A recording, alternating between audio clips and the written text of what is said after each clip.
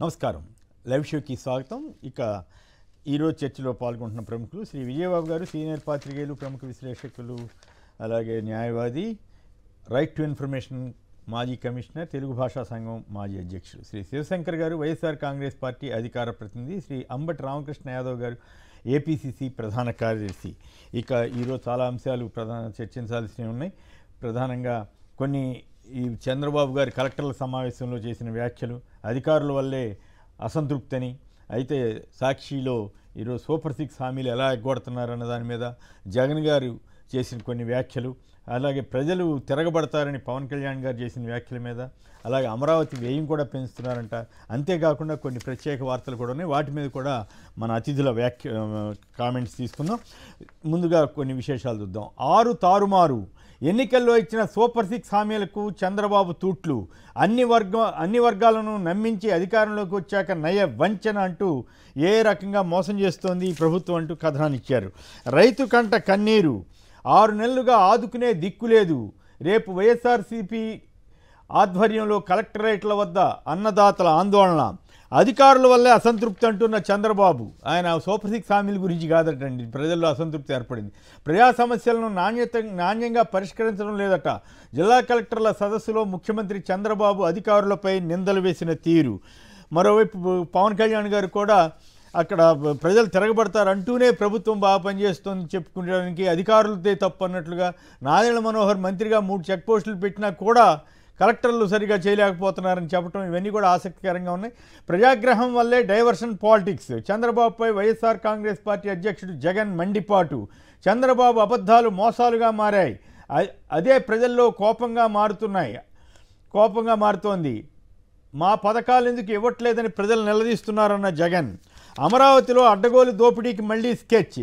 2018-19 నుంచి పెద్దగా నిర్మాణ సామగ్రి ధరలు పెరగకపోయినా ఏకంగా 55% వ్యయాన్ని పెంచుతూ 8,000 కోట్లకు పైగా అదనపు అంచనాలతోటి ప్రభుత్వం అమరావతిలో, మరి ఇది నిజంగా ధరలు పెరిగాయా లేక కాంట్రాక్టర్లకు మేలు చేసే కార్యక్రమం ఇంకేమిటి అనే దాని మీద నిర్మాణ రంగ నిపుణులే ఆశ్చర్యపోతున్నారట ఈ రకంగా ధరలు పెంచడం మీద. పోర్టులు ధారాదత్తం, ప్రైవేటైజేషన్కి కొత్తగా నిర్మిస్తున్న రామాయపట్నం, మచిలీపట్నం, మూలపేట పోర్టులు ప్రైవేటుగా ఇవ్వడానికి చంద్రబాబు ప్రభుత్వం కంకణం కట్టుకుని పనిచేస్తోందంటూ కథనాన్నిచ్చారు. ప్రభుత్వ లక్ష్యాల సాధనకు సచివాలయాల సిబ్బందే కీలకం అంటూ చంద్రబాబు చేసిన వ్యాఖ్య. మరింత మెరుగల్లా ఉపాధ్యాయుల కొరత ఉన్న చోట విద్యా వాలంటీర్ నియామకం అంటావు. అంటే ఉపాధ్యాయుల కొరత గత ప్రభుత్వంలో ఉంటే ఇంకేముంది, అసలు ఎక్కడన్నా 1-6 ఉంటేనే అంత గందరగోళంగా రాసిన వాళ్ళు ఇప్పుడు చాలా మరింత మెరికల్లా అంట. ఎవరండి ఇది? బిల్లబాబాయ్, ఈనాడు వాళ్ళు ఇట్లా ఇంత మోసపూరితంగా రాస్తున్నారని చెప్పడమే తప్ప ఇంకోటి. అమరావతి రాజధాని అని సుప్రీంకోర్టులో ఫైల్ చేశారట, అఫిడవిట్ ఫైల్ చేస్తున్నారట. 3 ఏళ్లలో అభివృద్ధి చేస్తామని కూడా చెప్పారట.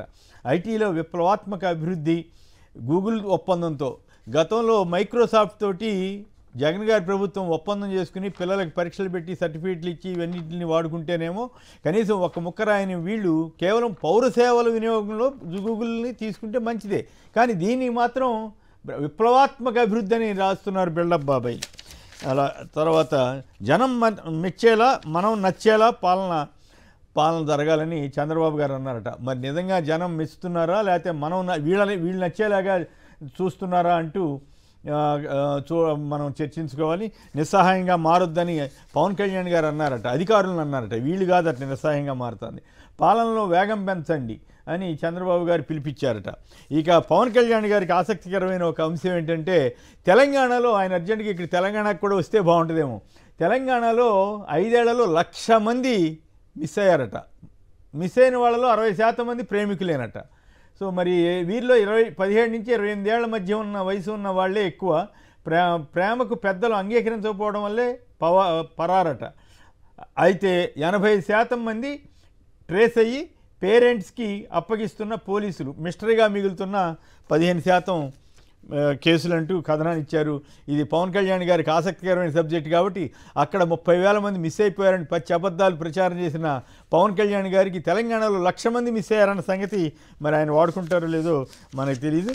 ఇక కొన్ని వీడియోలు చూసిన తర్వాత 2-3 ఇంట్రెస్టింగ్ వార్తలు. సీఎం ఇలాకాలో దాహం కేకలు, దీని మీద మన అతిథుల ఇది వాడదాం. క్యూ కట్టిన రేషన్ బ్యాగులు. ఒకప్పుడు ఎరువుల కోసం రేషన్ షాపుల దగ్గర చెప్పులు ఇట్లాంటివి పెట్టుకుని ఉండేవాళ్ళు. కానీ జగన్ గారు వచ్చిన తర్వాత వాలంటీర్ల వ్యవస్థ, రేషనలైజేషన్ ఆఫ్ సచివాలయ వ్యవస్థ ఇవన్నీ తీసుకొచ్చిన తర్వాత అసలు చెప్పులు పెట్టుకునే అవకాశమే లేకుండా పోయింది. జనానికి క్యూలో చెప్పులు పెట్టి రిజర్వ్ చేసుకునే పరిస్థితి లేకుండా ఆయన చేస్తే ఇప్పుడు మళ్ళీ పాత పరిస్థితి తీసుకొచ్చి మేము పాలన జనం మెచ్చేలా చేస్తామని చేయాలని చెప్పి అధికారులు చెబుతున్నారు. ఇంకో ఇంట్రెస్టింగ్ విషయం ఏంటంటే, దారుణమైన విషయం, AP youth fighting illegal aqua pond strike to pole beaten. ఆంధ్రప్రదేశ్లో శాంతి భద్రతలు ఏ రకంగా ఉన్నాయి, దౌర్జన్యాలు ఏ రకంగా జరుగుతున్నాయని దానికి ఇది ఒక ఉదాహరణ. అక్రమంగా చెరువులు చేపల చెరువులు తవ్వుతున్నారని చెప్పి ఆందోళన చేస్తున్నటువంటి వ్యక్తిని, వ్యతిరేకిస్తున్న వ్యక్తిని పోలు కట్టి స్తంభానికి గట్టి కొట్టారంట మరి అక్కడ వాళ్ళు. ఇక రాజ్యసభలో వైఎస్ఆర్ కాంగ్రెస్ పార్టీ ఎంపీల ప్రశ్నలకు కేంద్రం సమాధానం ఇచ్చింది. జీడిపి 2018-19 కంటే 2023-24 ఏడాదిలో బాగా పెరిగింది. అప్పట్లో 7.9 లక్షల కోట్లు ఉంటే 23-24 నాటికి 12.91 లక్షల కోట్ల పెరిగిందని, అంటే ఇది 12.97% అభివృద్ధి రేటుగా చెప్తే, ఈ వార్తలు మాత్రం వీళ్ళు ప్రముఖంగా ఎవరు అసలు ఇప్పటికి కూడా ఆర్థిక విధ్వంసం చేస్తున్నటువంటి చంద్రబాబు ప్రభుత్వం అప్పట్లో ఆర్థిక విధ్వంసం జరిగిందని ప్రచారం చేస్తారు. మరి ఏం విధ్వంసం ఏంటో మరి మనం అతిథులను అడిగి తెలుసుకుందాం.